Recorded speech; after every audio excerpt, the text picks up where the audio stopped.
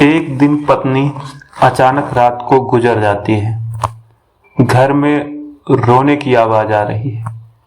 पत्नी का अंतिम दर्शन चल रहा था।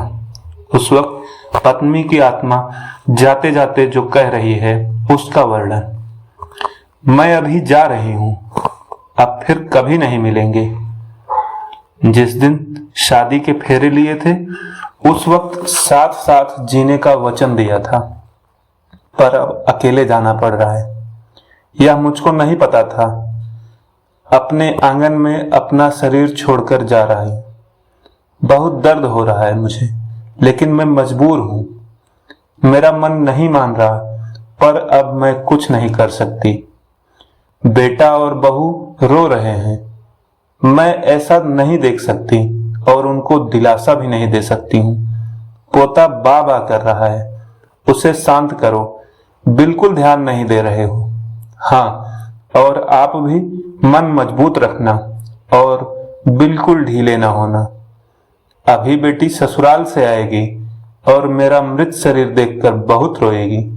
उसे संभालना और शांत करना, और आप भी बिल्कुल नहीं रोना।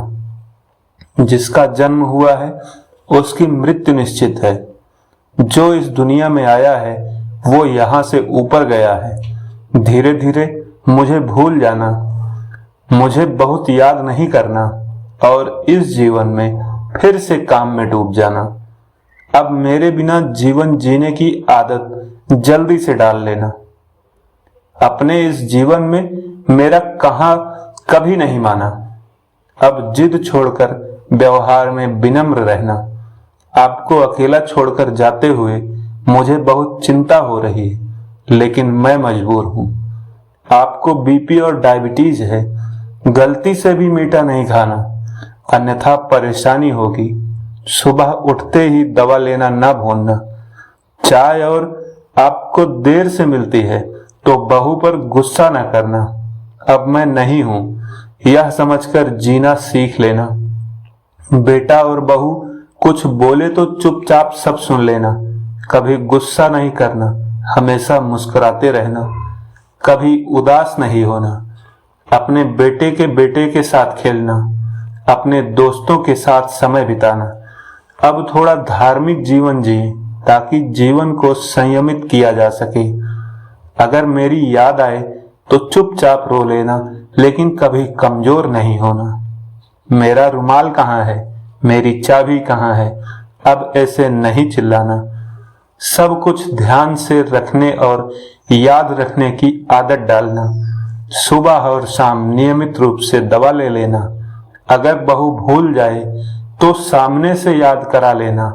जो भी खाने को मिले प्यार से खा लेना और गुस्सा नहीं करना। मेरी अनुपस्थिति खलेगी, पर कमजोर नहीं होना। बुढ़ापे की छड़ी नहीं भूलना और धीरे धीरे चलना। यदि बीमार हो गए और बिस्तर में लेट गए तो किसी को भी सेवा करना पसंद नहीं आएगा। मुझे जाने दो। शाम को बिस्तर पर जाने से पहले 1 लोटा पानी मांग लेना। प्यास लगे तो ही पानी पी लेना। अगर आपको रात को उठना पड़े तो अंधेरे में कुछ नहीं लगे, इसका ध्यान रखना। शादी के बाद हम बहुत प्यार से रहे। परिवार में फूल जैसे बच्चे दिए। अब उस फूलों की सुगंध मुझे नहीं मिलेगी। उठो, सुबह हो गई। अब ऐसा कोई नहीं कहेगा। अब अपने आप उठने की आदत डाल लेना, किसी की प्रतीक्षा नहीं करना। और हाँ, एक बात तुमसे छिपाई है, मुझे माफ कर देना। आपको बिना बताए बाजू की पोस्ट ऑफिस में बचत खाता खुलवाकर 14 लाख रुपए जमा किए हैं। मेरी दादी ने सिखाया था। 1-1 रुपया जमा करके कोने में रख दिया। इसमें से 5-5 लाख बहू और बेटी को देना और अपने खाते में 4 लाख रखना अपने लिए।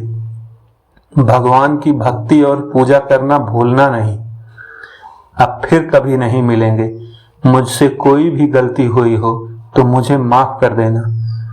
इस आत्मीय संदेश में पत्नी की भावनाएं और उसकी देखभाल की जिम्मेदारी को दर्शाया है, जो उसके जाने के बाद भी परिवार को संभालने का संदेश देती है।